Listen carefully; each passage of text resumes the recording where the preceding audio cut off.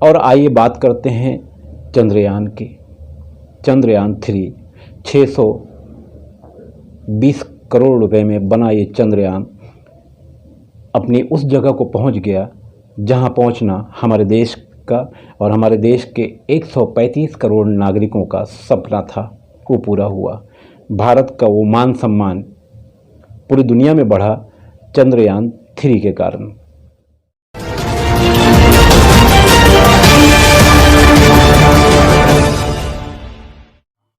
नमस्कार, आदाब। आइए बात करते हैं इस रंग की। इस रंग को हमारे देश के बहुसंख्यक समाज के लोग भगवा रंग कहते हैं और अल्पसंख्यक समाज के लोग इसे चिश्तिया रंग भी मानते हैं। ये रंग मुझे बहुत पसंद है और मैं पहनता भी हूँ, लुंगी भी, कुर्ता भी, शर्ट भी। मगर जिस दिन मैं ये पहन कर निकलता हूँ तो भगवा रंग होने की वजह से मेरे ही समुदाय के लोग मुझे जो नहीं जानते वो हिंदू समुदाय का मानते होंगे, क्योंकि मुझे कई बार ऐसा अनुभव हुआ है कि लोग कुछ का कुछ समझते हैं मगर हिंदुस्तानी समझने को तैयार नहीं, और बहुसंख्यक समाज के लोग मुझे अपना वाला मानते हैं मगर इस देश का एक हिंदुस्तानी मानने को तैयार नहीं है। इस भगवा या चिश्तिया रंग को मंदिरों में बड़े बड़े साधु संतों ने पहना है और धार्मिक प्रक्रियाओं को पूरा करने के लिए अपने अपने स्तर पर काम किया है। जैसे इस रंग को चिश्तिया रंग मानने वाले लोग दरगाहों पर बैठकर धार्मिक उपदेश यानी संदेश दिया करते थे। मगर अब कलयुग है। कलयुग से पहले स्वामी विवेकानंद जैसे लोगों ने इस रंग को पसंद किया है। बड़े बड़े धार्मिक गुरुओं ने पसंद किया है इस रंग को। न जाने उपदेशों को देने वाले जो धर्म गुरु थे या दरगाहों में खानकाहों में बैठने वाले जो चिश्ती यानी इस तरह के धर्म गुरु थे, उन्होंने कभी इस रंग की आड़ में आग लगाने की बात नहीं की। इतिहास में कहीं नहीं मिलता। बहरहाल मुस्लिम समुदाय की बात को अगर माने तो 14 सदी के बाद का ये दौर, और बहुसंख्यक समाज की बात माने तो अब ये कलयुग है और कलयुग में कुछ भी हो सकता है और हो रहा है। और हम विश्व गुरु की उस श्रृंखला में आगे बढ़ रहे हैं जहां दुनिया में अपना एक मुकाम हमें हासिल करना है। ऐसा सरकारों का नारा हर बार रहा है, पहले भी रहा है और आज भी है। अगर विश्व गुरु की बात करें तो विश्व गुरु का मतलब ये हो जाता है कि पूरी दुनिया में हम उसके गुरु। मगर मुझे ऐसा लगता है कि हम गुरु कम और हमारी थू थू ज़्यादा हो रही दुनिया में। हम चांद तक पहुंच गए। दादी अम्मा चांद के किस्से सुनाती थी और अब हम उस चांद पर पहुंच गए, मगर थोड़ा सा ज़मीन पर आ जाते हैं। फ़िलहाल हमारे देश की एकता अखंडता खतरे में पड़ी हुई है। मैं एक आश्रम चलाता हूं जहां कमज़ोर, गरीब, बेसहारा लोग बढ़ते जा रहे हैं। हमारा विश्व गुरु का ये सफ़र है। मणिपुर में हिंदू और ईसाई एक दूसरे को मार रहे हैं।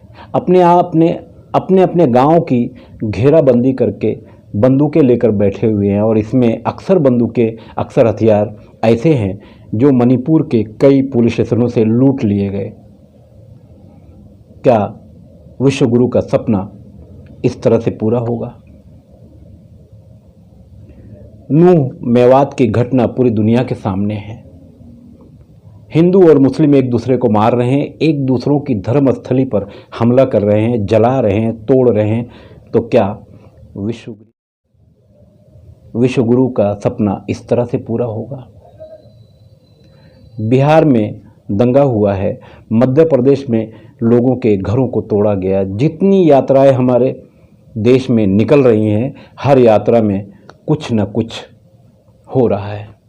रामनवमी के मौके पर मर्यादा पुरुषोत्तम भगवान श्री राम के नाम पर जो यात्राएं निकल रही है, उस यात्रा को निकालने वाले, उस यात्रा में चलने वाले लोग खुद ही मर्यादा के बाहर हो जा रहे हैं।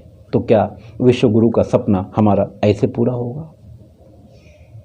देश की 135 करोड़ जनता, उसमें से 50% लोगों को एक समय की रोटी मिल गई तो दूसरे समय की रोटी मिलने की कोई उम्मीद नहीं है।